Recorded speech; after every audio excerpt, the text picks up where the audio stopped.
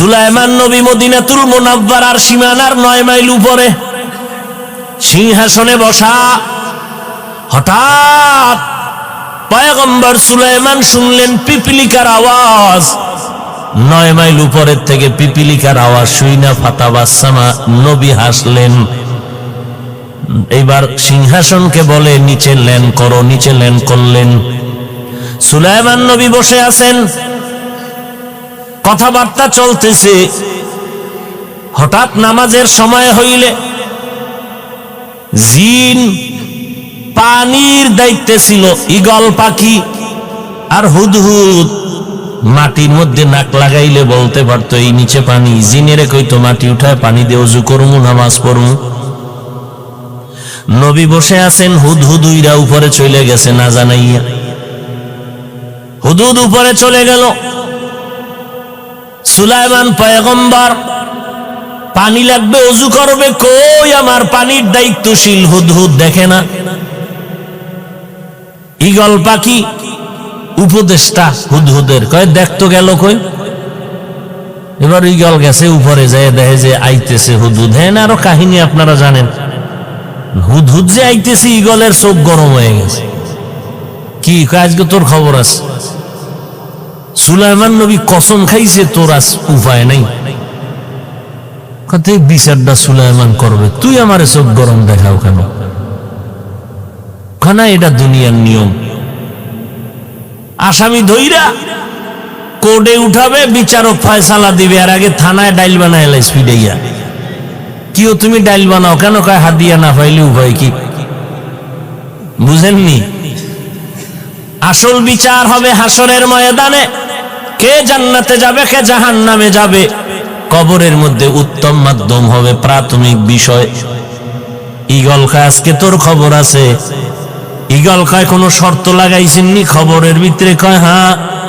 উল্লেখযোগ্য কোনো কারণ যদি দর্শাইতে পারো তো সামান্য সার আছে। কয় ঠিক আছে, আমার কাছে এমন একটা খবর আছে যেই খবর সুলাইমান নবী হইয়াও জানে না। কেন জানে না? নবী সুলাইমান গাইবের মালিক না। গাইবের মালিক কে? সুলাইমান নবীর সামনে হুদহুদ গিয়ে বসলো, কানে দুইটা টান দিছে। আপনি কানে ধরলেন কেন? আমি না ব্যথা পাই। কই গেছিলি? পাইলাম না। আমি গেছিলাম এমন একটা খবর নিয়ে আসছি।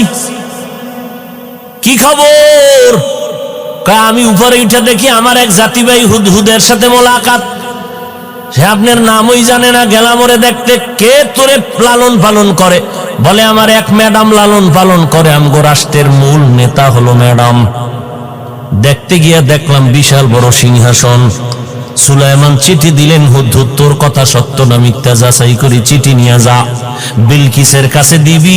এরপরে কি খবরা খবর আমারে গোয়েন্দা হইয়া জানাবি। সুলাইমান নবী চিঠি দিলেন, হুদহুদ এই ঠোঁটের মধ্যে চিঠিটা নিয়ে রওনা।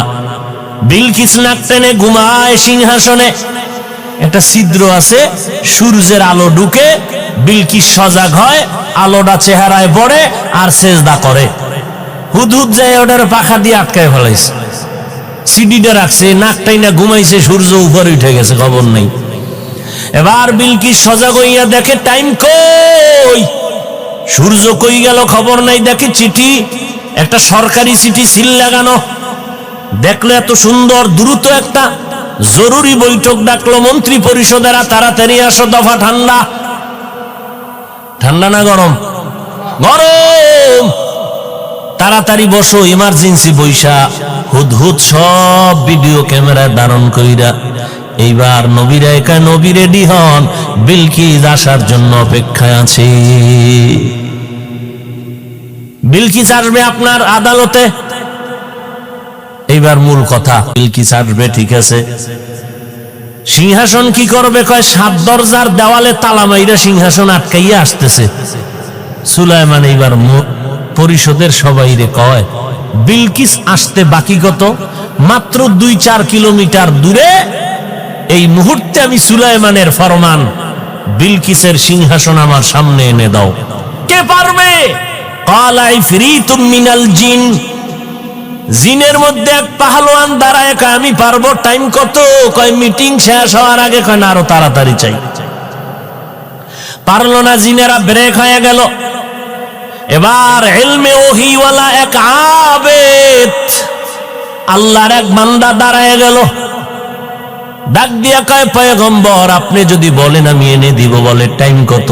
নবী সুলাইমান, আপনি চোখগুলো বন্ধ করবেন, চোখ খুলিয়া দেখবেন সিংহাসন হাজির।